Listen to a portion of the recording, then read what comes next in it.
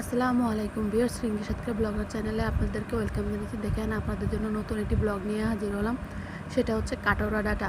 এটা আমরা ডাটা বলি, আর অন্যান্য ডিস্ট্রিক্ট বা অন্যান্য এলাকায় ঠিক কী নামে ডাকে আপনারা অবশ্যই কমেন্টে জানাবেন। আমরা কিন্তু দেখেন আমার আম্মু আজকে এই যে কাঁঠালের বিচি, তারপর ডাটা আর চিংড়ি মাছ দিয়ে রান্না করেছিল। আর আমাদের প্রায় রান্না দেখবেন যেভাবে আপনারা পানি হলুদ লবণে সিদ্ধ করে তারপরে হচ্ছে আমরা তরকারিটা দিয়ে দিই, এবং অলমোস্ট 80% রান্না হওয়ার পরে কিন্তু আমরা এইভাবে মশলা, তারপর পেঁয়াজ, কাঁচামরিচ আর মাছ, চিংড়ি মাছ এগুলো দিয়ে বাগারটা দিয়ে থাকি। তো দেখেন আমার আম্মু কিন্তু বাগারটা দিচ্ছে। বাগারটা দেওয়ার পরে এখন কিন্তু ডাটাটা দিয়ে ফেলবে, সিদ্ধ মানে রান্না করা ডাটাটা কিন্তু এখন রান্না করা ডাটাটা দিয়ে এখন বাগারটা দিবে। তো আজকের ডাটা রান্নাটা কিন্তু অনেক মজা হয়েছিলো। আমি সাধারণত খাওয়ার পরে ভয়েস ওভারটা দিই, তো কিন্তু সত্যি অনেক মজা ছিল, অনেক অসাধারণ ছিল।